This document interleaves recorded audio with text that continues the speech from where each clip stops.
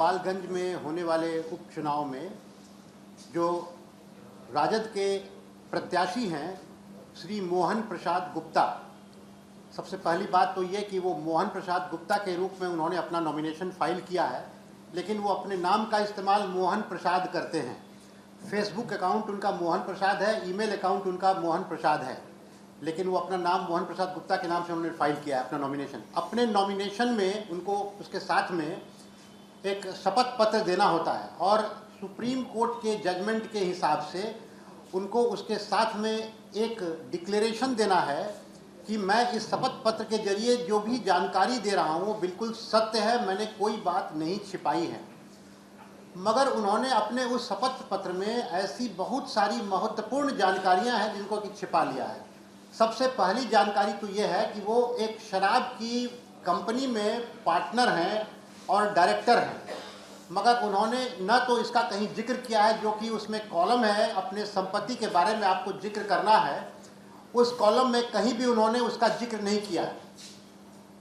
हम लोगों ने उसका वेबसाइट पर मिनिस्ट्री ऑफ कॉरपोरेट अफेयर्स की वेबसाइट से उसको डाउनलोड किया, तब जाके हमें ये जानकारी मिली कि वो उस कंपनी के एक इंडिविजुअल पार्टनर हैं और वो हमने उस रिट याचिका में लगाया है और कोर्ट के संज्ञान में लाया है। तो ये सबसे पहला जो उन्होंने झूठ किया, छल कपट किया है अपने नॉमिनेशन पेपर में और अपने शपथ पत्र में, ये हमने कोर्ट के संज्ञान में लाया है। दूसरी बात, शराब की स्मगलिंग के मामले में अभी उनके ऊपर एक मुकदमा हुआ है गिरिडीह में, उनके ऊपर और उनकी कंपनी के ऊपर और ट्रांसपोर्टर के ऊपर, जिसमें कि काफ़ी बड़ी मात्रा में शराब गिरिडीह में पकड़ी गई थी, जिसके ऊपर मुकदमा हुआ है। लेकिन इस मुकदमा को हुए 1 महीने से ज़्यादा हो गए हैं, उस मुकदमे का कोई जिक्र उन्होंने अपने 13 अक्टूबर को जो नॉमिनेशन फाइल किया है कहीं कोई जिक्र नहीं किया है।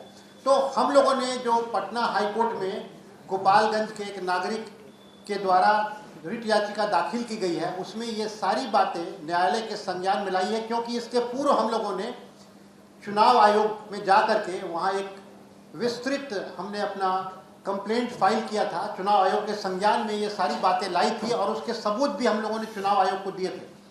बावजूद उसके आज तक चुनाव आयोग ने उस पर कोई कार्रवाई नहीं की है।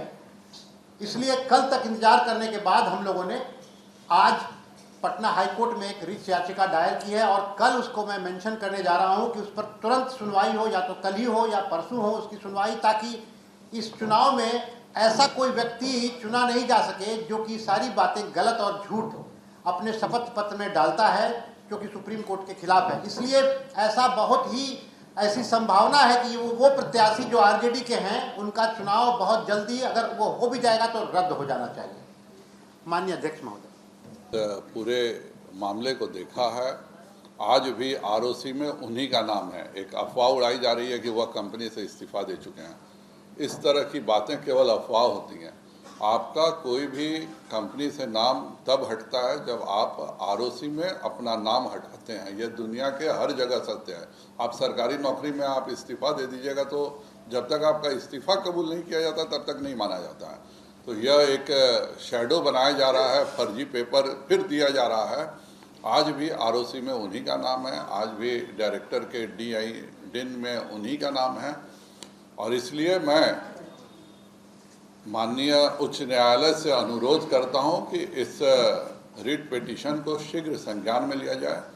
बिहार के 3.5 लाख नागरिक शराब पीने के आरोप में जेल में बंद हो चुके हैं और जिस प्रदेश में 3.5 लाख नागरिक जेल में बंद हुए हों, उस प्रदेश के ही मुख्यमंत्री जिसने यह कानून बनाया, उसके गठबंधन से एक ऐसा व्यक्ति चुनाव लड़ता है जो कि शराब के फर्जी व्यवसाय में, आबकारी चोरी में संलग्न है और इसको लेकर के जो हाई कोर्ट से लेकर सुप्रीम कोर्ट तक ने बहुत सारी टिप्पणियां की हैं बिहार सरकार के ऊपर। दूसरे तरफ हाई कोर्ट ने टिप्पणी की है चुनाव आयोग पर भी। यह जो नगर निगम का चुनाव था उसमें भी हाई कोर्ट ने बहुत ही सख्त टिप्पणी की थी चुनाव आयोग पर, निर्वाचन आयोग पर। आज भी हाई कोर्ट की किसी भी बात का पालन बिहार सरकार नहीं कर रही है। ना निर्वाचन आयोग, आज हम पहले चुनाव आयोग ही गए थे पर हमें इंसाफ नहीं मिला, इसलिए हम हाईकोर्ट में आज रेट डाले हैं।